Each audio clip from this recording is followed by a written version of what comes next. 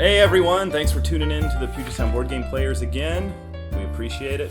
So we're going to do something a little different this time. I was thinking instead of having a story, we're just going to talk about games. So if you listen to the podcast for the stories or our radio dramas, then you probably want to not listen to this episode because all we're going to be doing is having some friendly conversation about board games. Or maybe you do. Maybe it won't be so friendly. I notice before when, aside from us coming out with a podcast every 18 years, when we discuss things, I'm going to leave it ambiguous as to what time period we are recording this because so much time occurs between our episodes. So there may or may not be a pandemic going on right now. Oh, yeah. We may have already cleared the pandemic, or we might be right in the middle of it. At any rate, so I'm going to be talking about games. So have you been playing anything lately, Pace? Oh, No, I have no idea. That's why I'm asking you.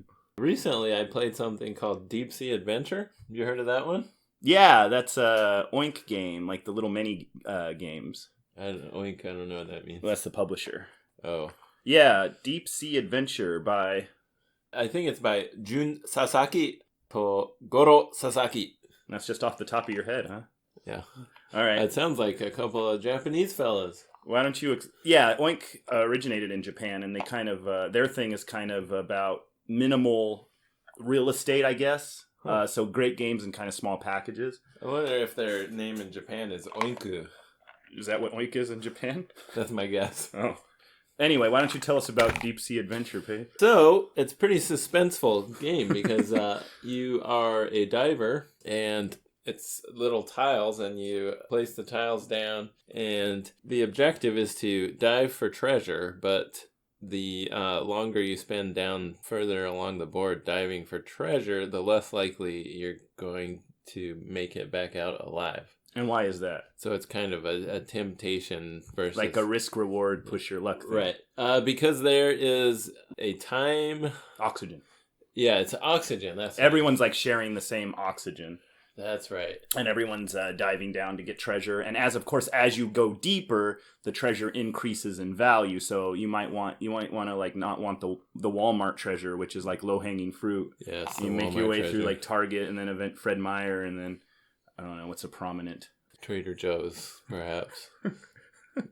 What'd you think about this game, Deep Sea Adventure? I loved it. I don't think I made it out a single time.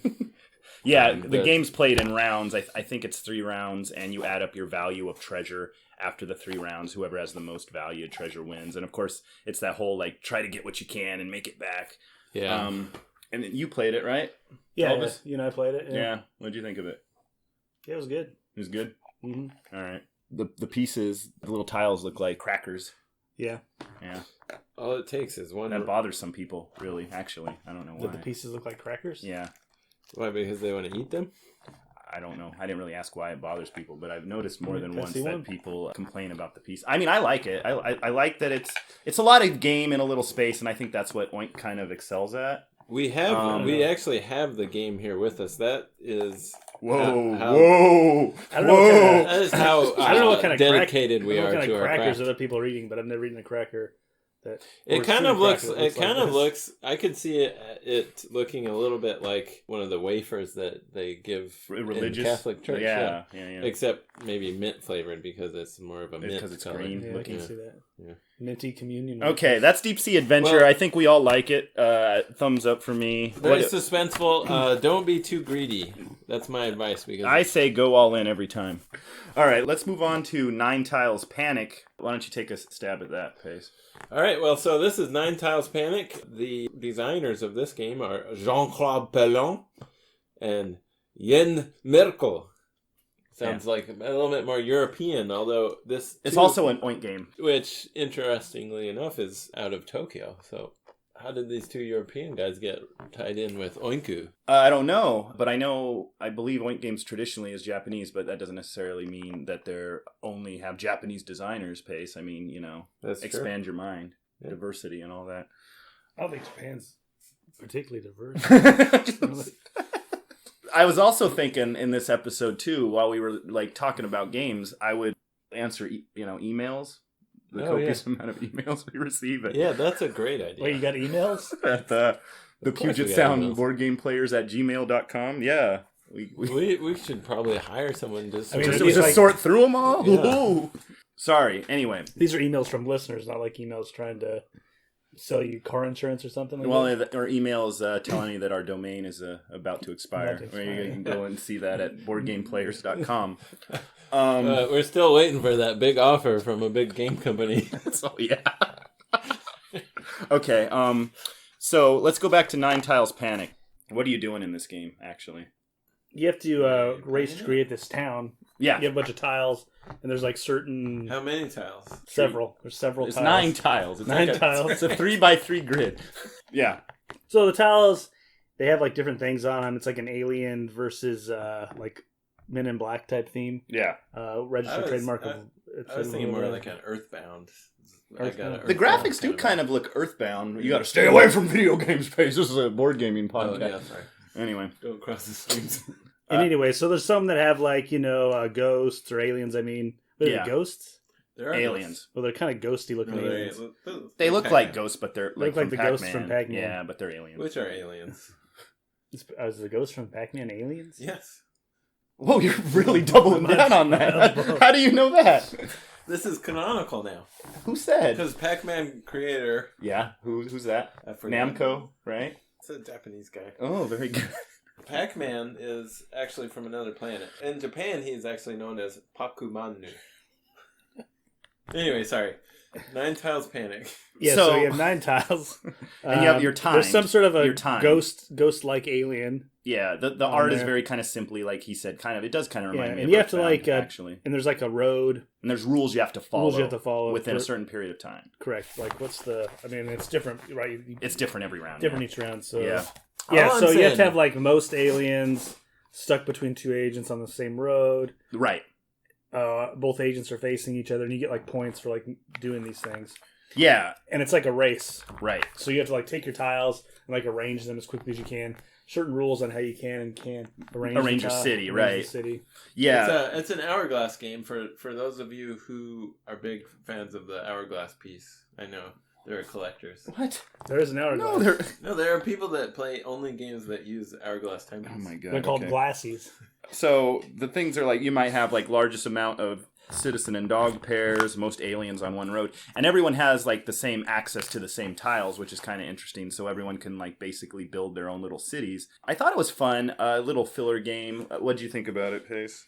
I don't know if it's something I'd play a lot though, in terms of like replay value. Like unlike Deep Sea Adventure that we just talked about, I can see getting more mileage out of that. But Yeah, because there's only so many pieces like total that you can work with. combos, right? So I imagine it would get old pretty quickly. Whereas like Deep Sea Adventure is kind of more psychological. What were you saying, Ova? I don't know. I think I like this. I prefer this one to Deep Sea Adventure. Really? Why? I don't really see the limited pieces as like a hindrance because what you're trying to do is different. Uh-huh. And there's always like the speed component. Mm-hmm. So you're always competing against somebody for speed. Mm-hmm. I mean, I could see where if you played it a lot and somebody else didn't play, you'd just crush them every time. Right. That's why you would which, like. which would be an issue, but yeah.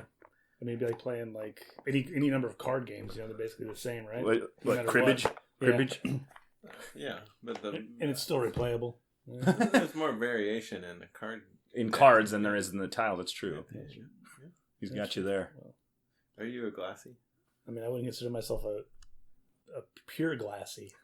So that's 9 Tiles Panic. Elvis is a little more of a fan of it than Pace and I think. I think Pace and I, of those two, prefer Deep Sea Adventure. Keep in mind, there's actually so many Oink games, and I do like the concept of them just being able to just pocket a game and just take it somewhere and bust it out and play. That's not just like a deck of cards, So, but they have plenty of good. Are you busting out another Oink game? I don't know. If Insider. Do you want to get into Insider? Well, we don't have to really get into it in depth, but it's just another example of a good... Do you like Insider? You don't even know Insider. You're just taking games off the shelf. Is that another good glassy game or? Is it a glass game? No, it's that one where... It is! Oh, let's see. So glassies are really gonna like. No one knows what you're talking about with this glassy crap. Okay, you remember Insider, right? Where like... Glassy. Did I play this game? I think you played this because one person knows the word. Let's say the word is bathroom. And then everyone else is asking yes or no questions to try to get the answer bathroom. But the trick is that one person is in on the word. So someone who is guessing knows the word. So he basically can't give himself up. Okay. I don't think I played this game. No. It's actually really fun. It's like a gamery like 20 questions or where words, if you guys are familiar with where words. So basically one person knows a word and then everyone asks that person yes or no questions to try to get the word within a certain period of time before the hourglass. However, there's one person's the insider who knows the word. So someone might guess right away, it's bathroom. And then people might think I'm the insider because I guessed it correctly. But maybe just incidentally, maybe I just guessed it by luck, right? But if the word is not guessed before time runs out, then everyone loses. So there's a little bit of a needle to thread there. But anyway, these all play quick. 9 Tiles Panic, 2 to 5 players, 20 minutes. Insider, 4 to 8 players, 15 minutes. And Deep Sea Adventure, 30 minutes, 2 to 6 players. Now, Elvis, I know you're just dying to talk about all the spectacular games you've been playing. What have you been playing lately? You're playing Downforce. Downforce? Yeah. Yeah, we played Downforce. Yeah, by Wolfgang Kramer. Yeah. Game of high stakes speed. Yes, it is. We also have this one right here in front of us also. Downforce is by Restoration Games. For those of you who don't know, Restoration Games are all about redoing older games and updating them, updating the rule set, updating the components, making them more accessible and stuff. Yeah, So, their motto is every game deserves another turn. right. But anyway, Downforce is a racing game. It opens up with an auction where you're betting on... I like this. Yeah, it's pretty fun. Yeah, where you're betting on different racers and different car colors and stuff. And you might end up with 1 or 2 cars... And it's all about kind of getting your cars first. But you don't necessarily have to bet on your car. You can bet on other cars. Yeah, it's like a scoring system. And you kind of have 3 different ways to earn points. Right. By your bets. Well, really, I guess 2 ways. By your bets and then by winning the race with your cars. But then there's also the auction component where you can, try to spend less money. And at the end, whoever has the most money wins, obviously. Yeah, and then like on your turn, you're playing a card that'll move different cars certain number of squares. So you might, like, for example, if I draw a card that says 6 red, 4 black, 2 wild, 1 green, I have to move all those cars from top to bottom in that order, that many spaces. So there's a little bit of strategy involved as far as when to play cards and as blocking people in and that sort of thing. And just because your cars didn't win doesn't necessarily mean that you won't win, because you can bet on other cars. And can also save money by not necessarily spending a bunch of money on the cars, that sort of thing. But Wolfgang Kramer, classic, Downforce. Looks nice. Really fun. Betting sheets. I think there's some expansions, too, with like more different tracks. Yeah, did you pick up any of them? I haven't picked up any, but just done the 2 tracks. Yeah. Yeah, there is different tracks. I don't know. Cards are really nice looking. Yeah, the little plastic. Good design. Good quality components. Restoration Games is good stuff. All There's their stuff's good. A little board game lore for you. In 1996, Wolfgang Kramer designed this game and one called El Grande. Yes, El Grandes. One. That's a big game, too. That one actually won the Spiel des The Spiel des Jahres. Jahres. That's Game of the Year. Yep. for 96. Yep. So this guy really knows what he's doing. Yeah, Wolfgang Kramer. Classic. Downforce is a classic. If you're out there, Wolfgang, send us an email. Actually, after you played this one, Elvis, you went out and bought it, right? Yeah, I bought it. Yeah, it was good. Yeah. Wow. It's good. I mean, my kids can play it too. So Did you actually play it with... yeah, Atticus plays it. He yeah. likes it. Yeah. That is, you know they say... I mean, he has a slightly different strategy than everyone else. But What's he his has fun strategy playing when it. he plays it? He always tries to like win all the cars. Oh, he, in the picks, auction? or he like picks a car that he just likes. Yeah. And he just tries to do that. And Well, that's neat. Cool. Another game I wanted to talk about. We got... Oh, yeah. Pandemic Rome. yes, Pandemic. For all you pandemic kids out there, I mean, if you're listening to this podcast, odds are you know what Pandemic is. Multitude of Pandemic games out there. I'm sure I don't need to tell you guys about Pandemic. It's a classic. There's many variations of Pandemic. You could easily do a whole episode on just Pandemic games. Elvis, you recently have been playing Pandemic Rome. Yeah. Because you're on like a Rome stuff kick. Roman Empire kick. Yeah.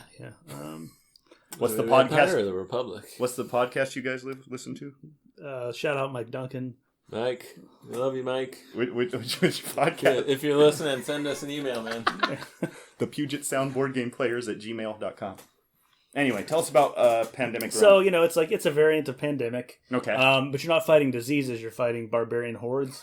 Yeah. So you have Gauls. Gauls, Vandals, assorted barbarians. Yeah. And Visigoths.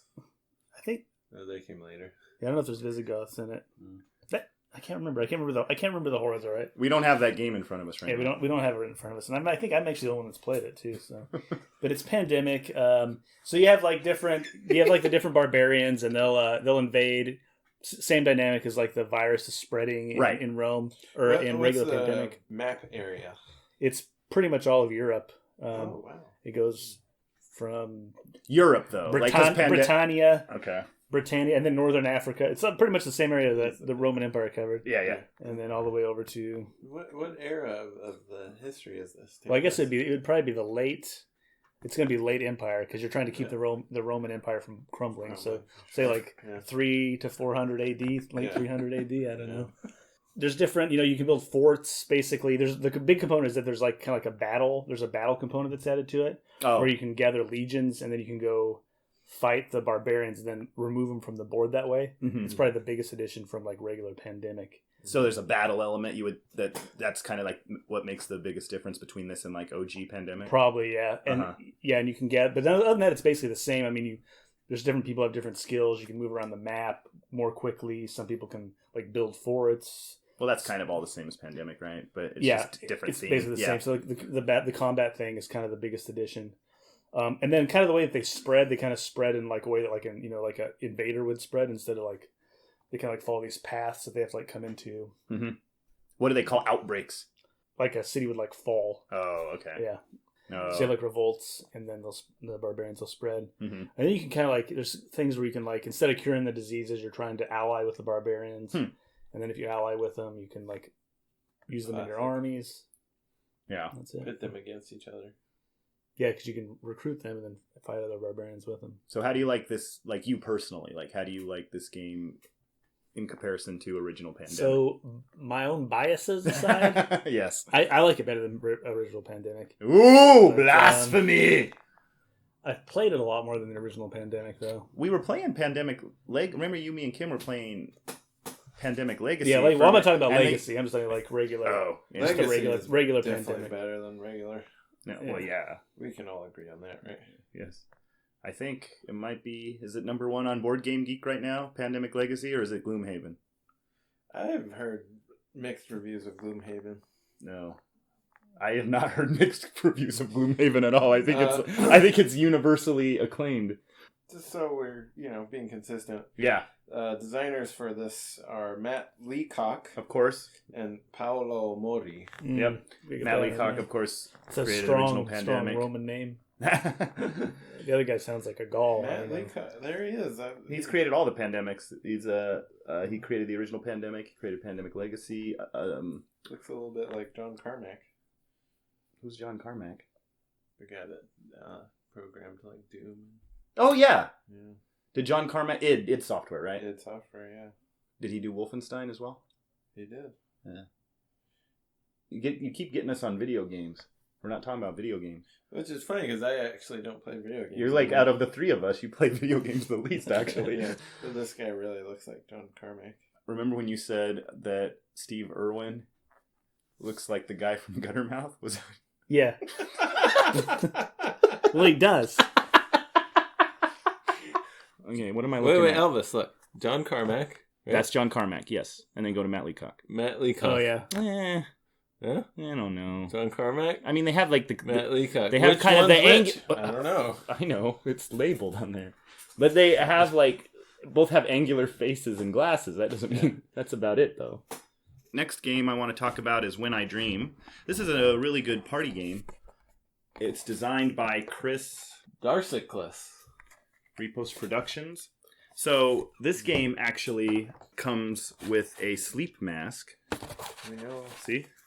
Wow, that's Hey, neat. That's cool. Oh, and for you glassies, there is a... Man, I ain't even making this connection, and you guys are like doing that with every Oh, that's game. a big one, dude. That's a good one. It's got Man. yellow sand in it. Yeah, yellow and blue. Get blue Which- caps. Which yellow I sand. think is fitting given Keep- the sleep theme and the sand man. Keep in mind, everyone, it's just plastic, cheap hourglasses.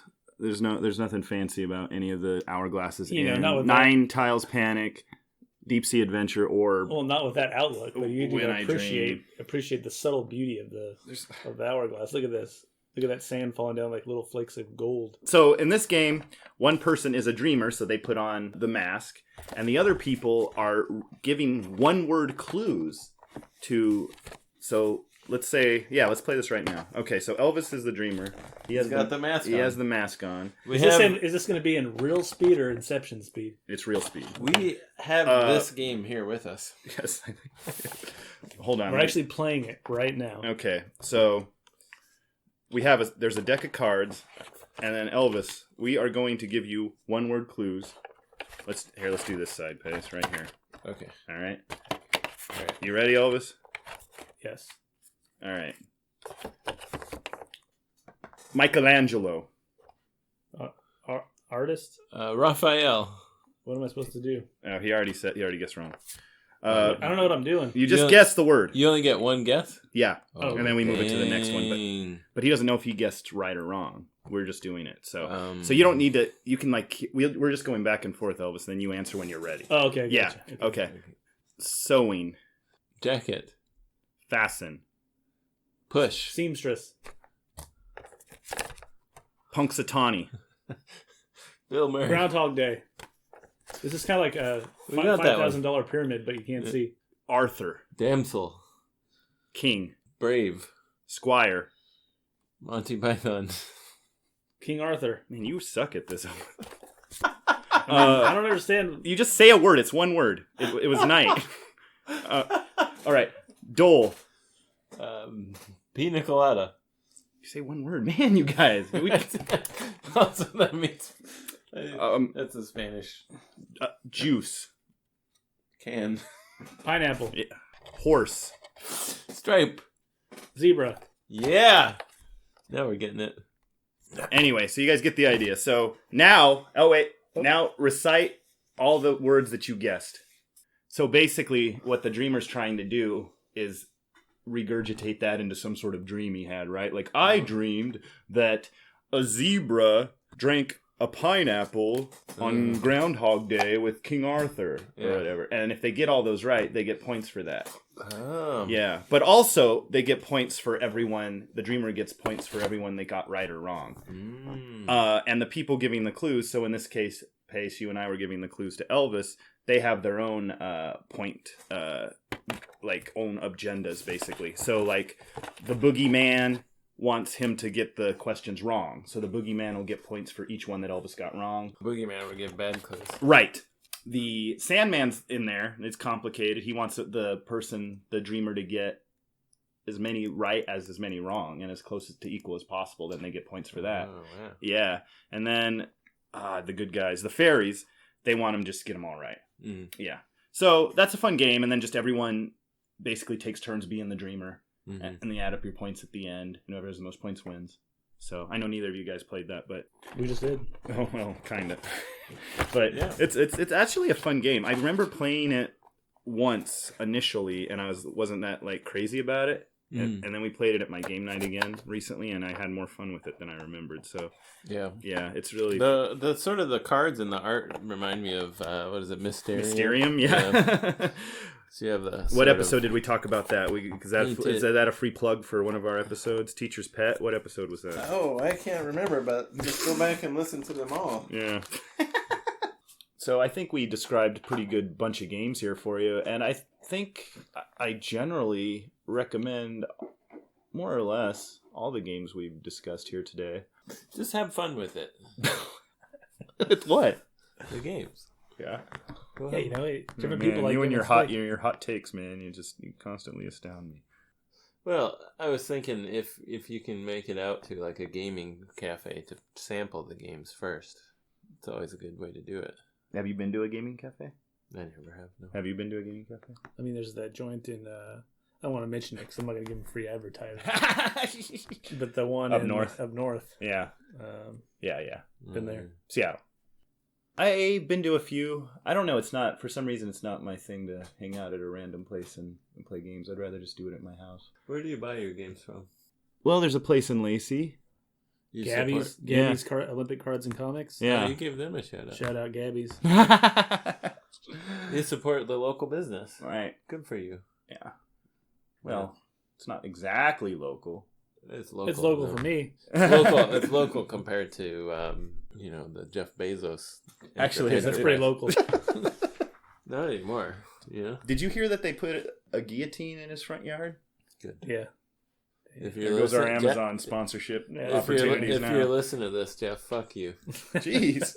You know what? It's ironic, Pace, because I think, if I'm thinking back to late 90s, I think you were the one that pretty much told me about Amazon when we were in high school. When you were like telling me a good place to get books online. Back when they were back when they were a humble online bookstore. Uh-huh.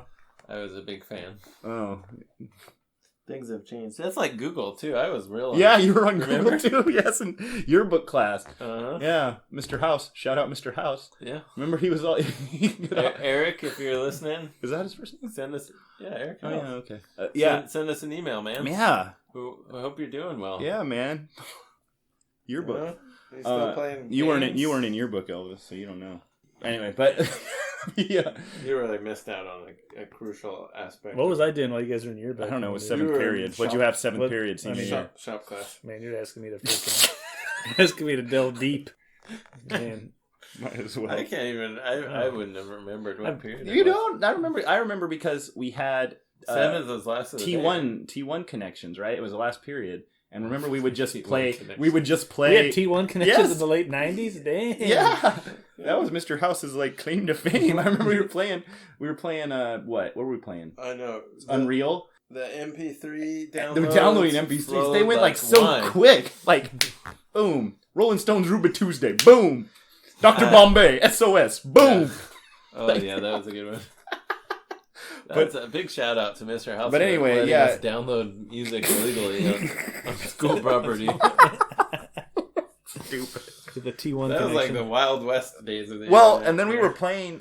I remember like we were playing Unreal or something, and it was because your book was last period, Yeah. and school was out. I remember the bell rang. No one moved. Everyone was still playing Unreal like the whole time. And then I remember all of a sudden, I was looking around and people were lagging out. People were just floating in the air and stuff. And I'm looking around like, what's going on? Why are we all jammed up? And I turn around from my desk and see that every single computer, someone's sitting in it. And all of a sudden, like, everyone's like playing Unreal all of a sudden. Are we going to answer emails? Yeah. Let me see. Oh yeah, let's get to some All emails. right. Mailbag. Mail time. Puget Sound Board Game Players, boardgameplayers.com. Email us at thepugetsoundboardgameplayers.com. The last email I have is Coco Dreams likes one of our tracks. So shout out to Coco Dreams on SoundCloud. When was that from? 5 months ago. That's the last email you have? So please, if you guys want to email us, we'll do an email palooza, and I will promise you that we will read your Wait a emails minute, here on are the you air. sure? On the air. Huh? Are you sure you refreshed? I'm refreshing right now. Look. Wait a second, we have something new in. We do? Hot off the presses. No, we don't. Oh. So, anyway, thanks for hanging in there. You guys for listening. We appreciate it. We just want to do something different in this episode. So please check us out again on SoundCloud or wherever you get your podcast. Puget Sound Board Game Players, Board Game Players. Email us at thepugetsoundboardgameplayers@gmail.com. Check us out. Hit us up. Play games. Have fun. Thank you very much, Oink Games. Restoration Games, Repost Productions. Thank you. They're okay. Thank you, Roman Empire. Yep. All right. Thanks.